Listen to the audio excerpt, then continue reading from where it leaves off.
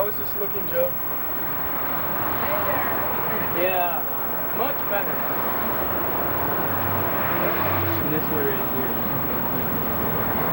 See, I think all one in would here. be better because it's hard to. I don't want to ruin these little. You see how you did here? Yeah. Yeah, that's right. See, that's So well, I had what's to tricky. save this. Right. That's what's tricky about it. Miren nomás qué bonito trabajo anda haciendo esta gente. Se merecen un premio, pero de los grandes. Miren nomás, todos unos artistas. Tengo como 24 años aquí en este barrio. So in that sense, it's almost like you've heard actors talk about how sometimes they prefer acting in the theater as opposed to acting in film. Acting in theater is the audience tells you how you're doing, or like at a concert, musicians. There's an interplay between the musicians and the audience. It's the same thing with this, and it's something I discovered, after I got into it. I mean, never in my wildest dreams did I think I'd be out painting in public, because I'm basically a very low-key person. But it's good. It's a good contact. It's good with the people. I like it. Last week when we were a few of us were over in the island there, assessing what had to be done, and some homeboys went by, and they said, "It's looking good, man," and they said, "We're from this neighborhood, and nobody's gonna touch this mural." And we just went, "Oh, all right," because that means that protection is virtually guaranteed. So I think that was, and that means that it's that's who I paint for. I paint for the person in the street, the ordinary person. And so when you get that kind of comment, that means you're reaching them, and they're going to look after it. It's theirs. It's no longer our mural. It's no longer working classrooms mural. It never was. It's their mural. That's my favorite comment. Cuando lo terminamos de pintar, toda la gente, porque yo trabajé aquí después del mural, trabajé con la clínica, y siempre los preguntaban del mural, y les digo yo que les digan a sus amigos, a sus familias, en qué puede entretenerse la juventud. Y eso es muy bueno, porque mire, ahora tenemos otra generación de juventud, que la primera original como yo, que hace 21 años que pinté, y para verlo ahora, para mí es un orgullo.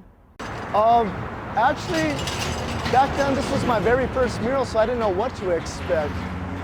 And then to know that all these years later, that it's held up with no graffiti, no vandalism, it's a good feeling to know that we did something that the neighborhood could embrace, enjoy, and love all these years for a new generation to add to it. And that the original sponsors want it back. 20 years later, that the original sponsors want it back. It's a real good feeling. It's nice to see kids at the same age I was back then doing it all these years later, and brings back a lot of memories. Yeah, it was after a performance at Christmas time. And at that party, I was introduced to Nan Elsasser. And she told me about that she had this organization and a working classroom, and she says, "Why don't you come by and see us, And so they used to meet on Saturday mornings in the old cultural center on Broadway. When it was an old drugstore that had been converted into a cultural center, so they used to meet in there on Saturday mornings. So I would volunteer to go in on Saturday morning. We have a fridge now.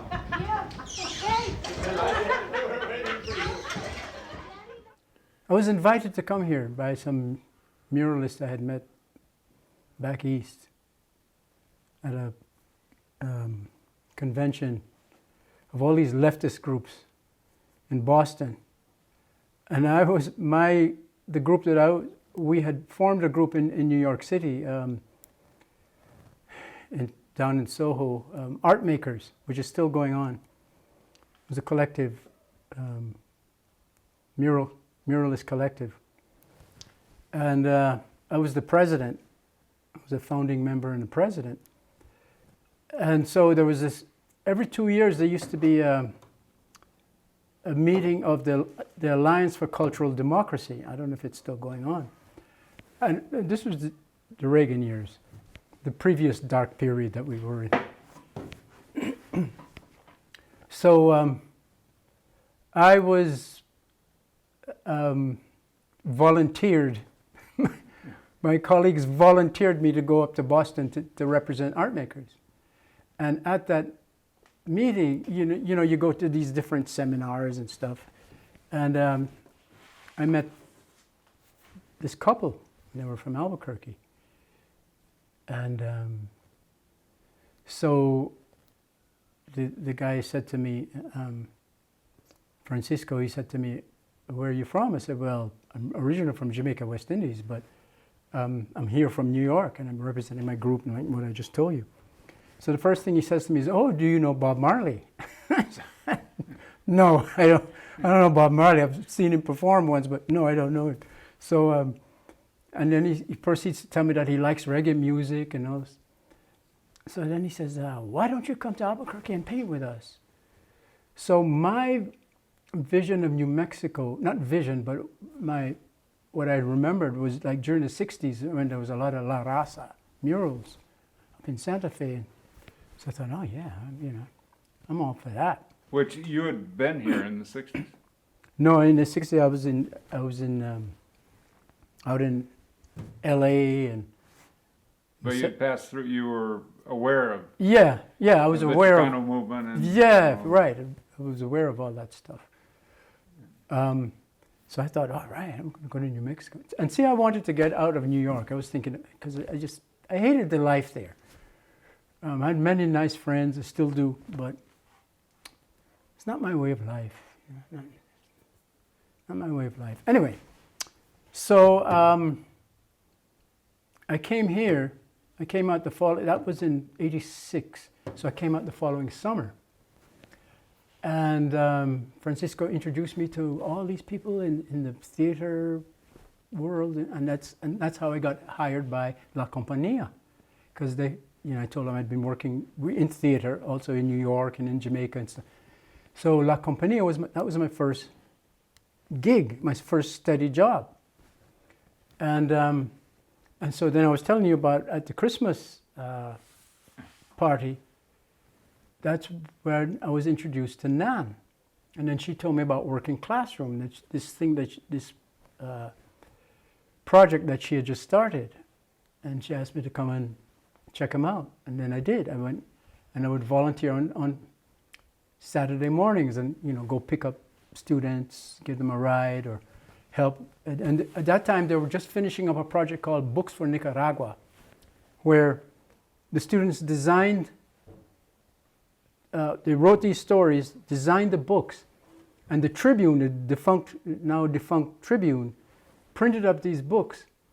They were small booklet type of things, and these were shipped down to students in Nicaragua. And this is when the Contra, and all that. And that's what that painting on the.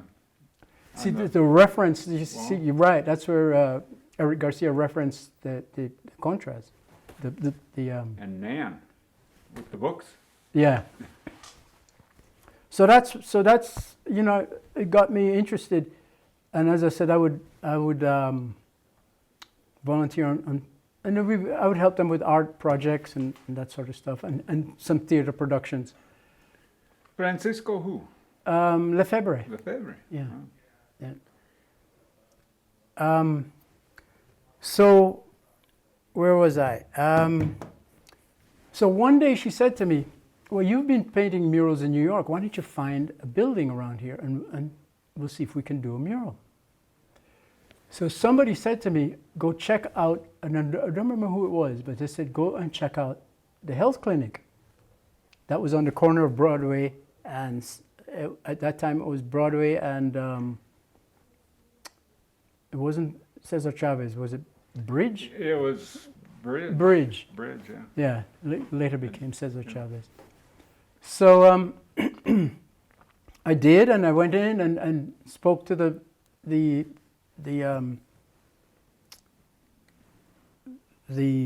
people there, and they said, "Oh yes, we are interested in having a mural." And so I went and got into discussions with them about what some of the things that they wanted.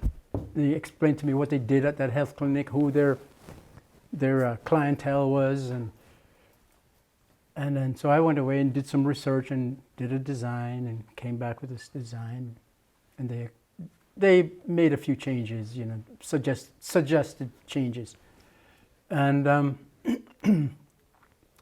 and so Nan, I always say this, bless her heart, she was running around hustling up the money, because there was no money to do this, to get the scaffolding and the paint, and it was just house paint that we used.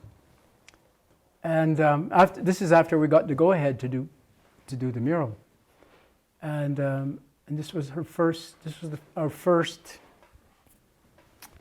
Well, not collective, but yeah, effort to get a mural going. With Working Classroom. With Working Classroom. And we hired students, and I think the students got a stipend. Yeah, they did, got a stipend. And so it was, it was really based off of projects of things that I had done in New York City, where students would be hired and they would be paid to work on a summer mural. So, to my knowledge, I brought that concept here of paying students a summer job to do a mural, as it was done in New York. And so that's how it started with Working Classroom. And it wasn't, believe me, I had no clue that it would grow into what it has grown into now. I mean, it went from there, and we did another one, and we did another one, and then it just. And today there was a mural dedicated. Yeah, and today there's another mural. So just. How do you feel about that? That you having really sparked something. Well, it's nice to know that that I sparked something.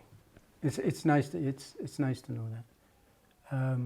As I said, it didn't start out. That wasn't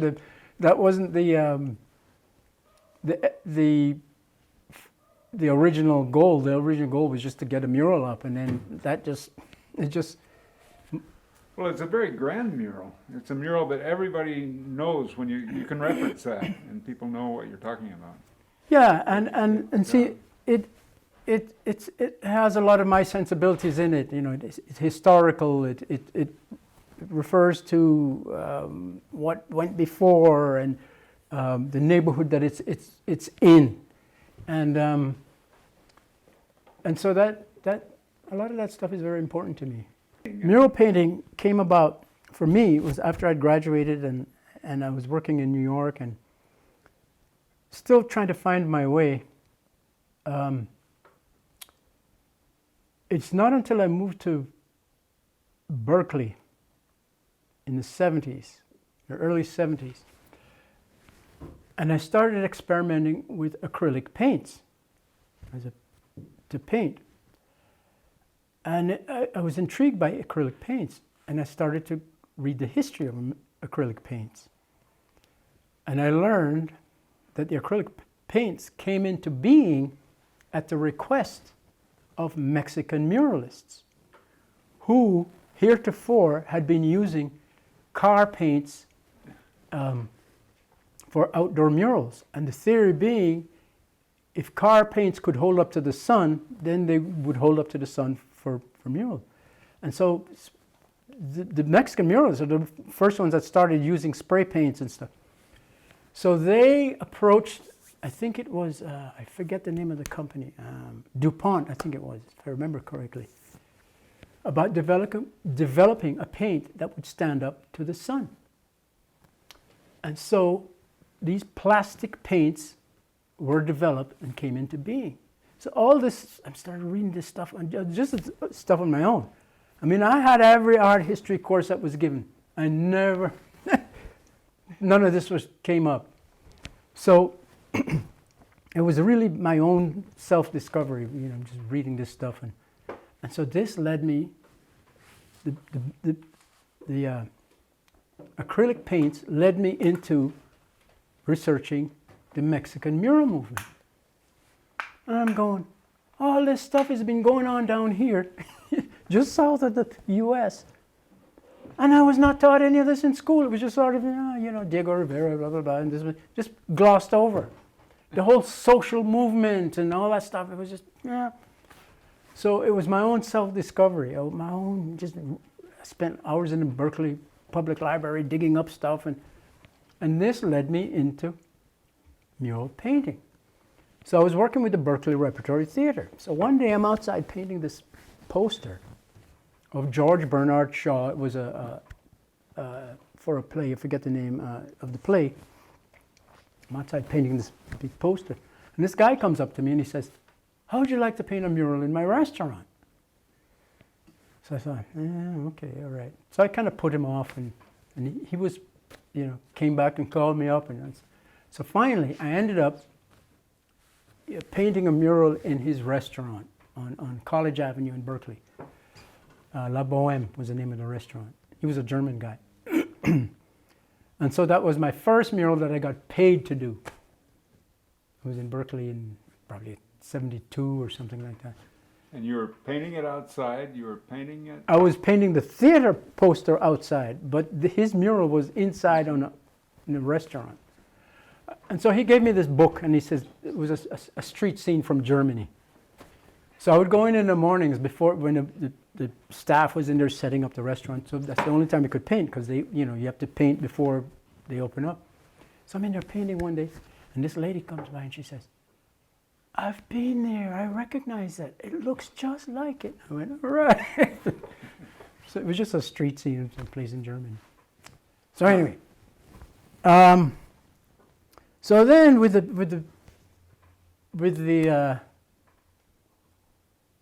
the social history and stuff that I learned about the Mexican murals and the Mexican Revolution, it got me, I recognized that the history of Jamaica being a newly independent country from British colonialism and trying to find its own way in the world was very much like what had happened in Mexico after the revolution.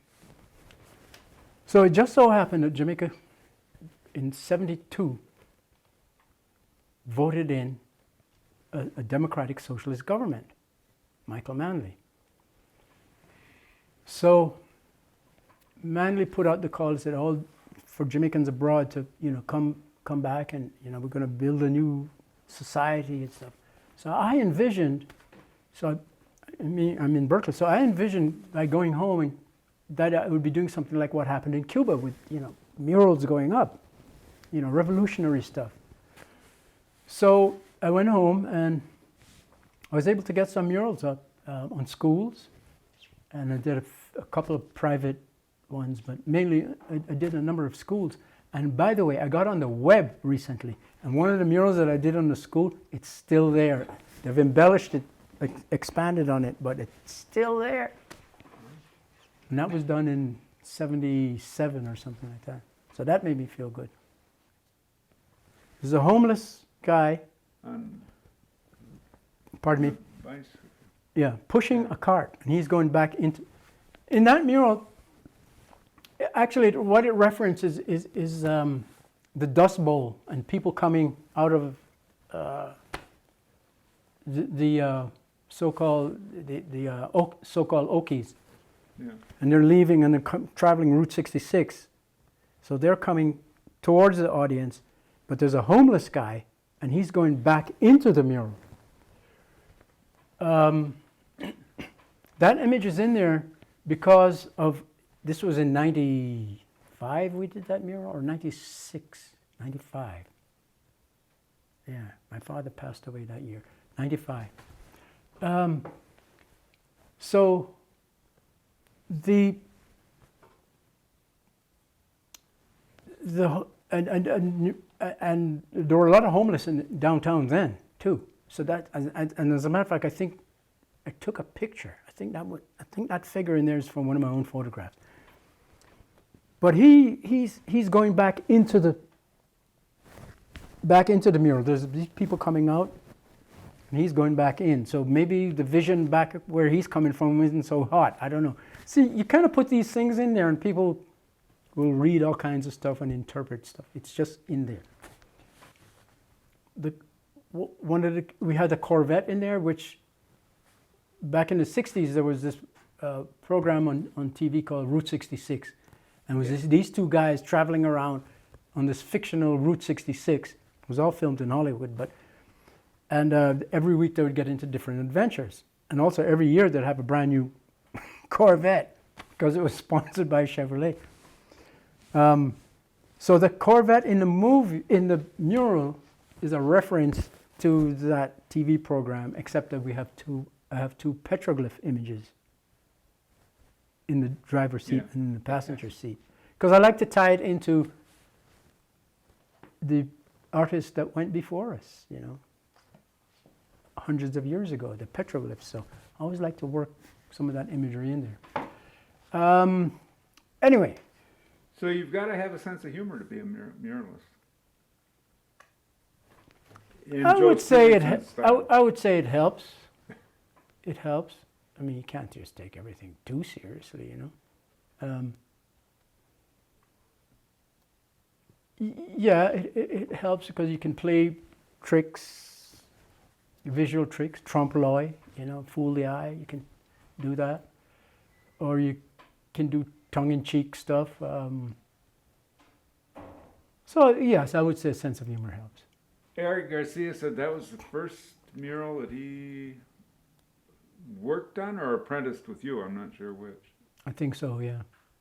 That. And then we went on and then we did the big one on around the corner. It used to be Sunwest Bank. Yeah. And I was told that Homeland Security is in that building now, and there's no way you can get in there to do any kind of restoration. Yeah, They built a huge wall in front of it, which ruined the mural.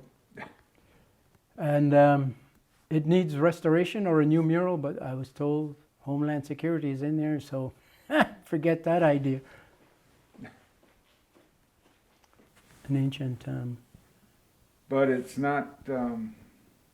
You don't hear the term apprenticeship used very often here in the United States.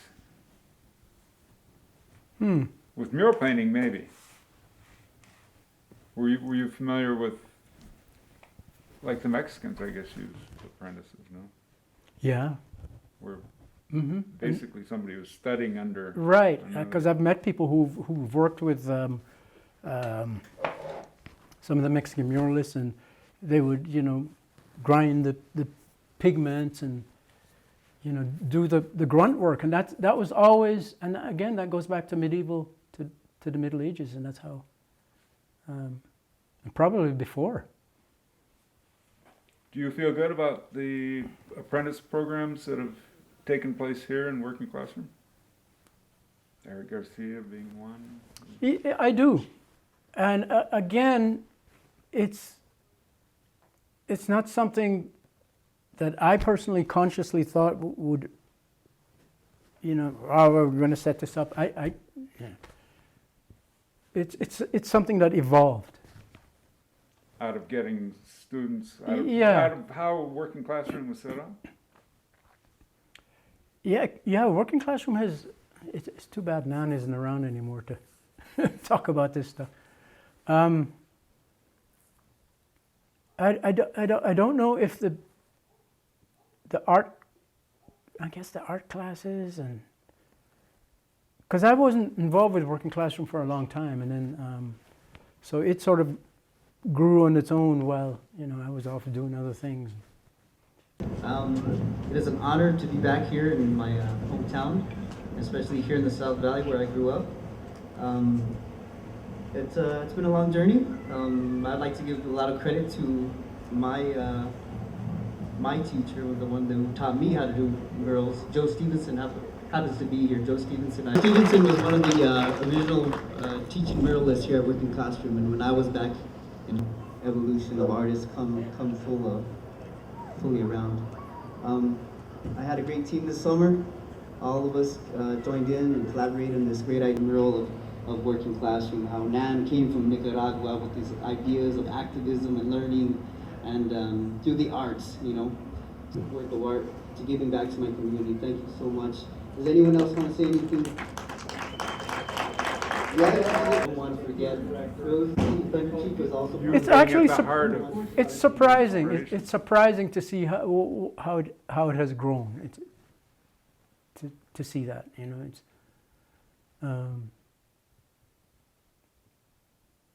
because it just started out as books from Nicaragua and little painting classes and putting on some little plays and stuff. It's surprising to see this and all these people and instructors coming in, and you know, it's nice. Joe Stephenson, when I first saw a mural that was contributed with him and Working Classroom, just was very inspiring. I didn't always want to become a muralist. I didn't always think it was going to become a reality. Until someone made the reality and touched those people that keep it going. And I know it's a past, present, and future thing that's going to be happening in Albuquerque, especially a visual culture. And we owe it to people that put themselves out there and teach people and have apprenticeships, and they're not doing art just for themselves. And to teach and to continue that legacy is amazing. So I'm just very grateful for that. I'm grateful for a man like this.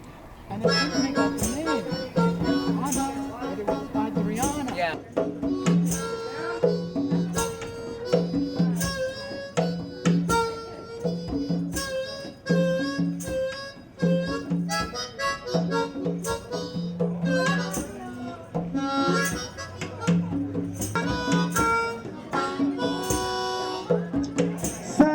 Sad day since my baby let me go.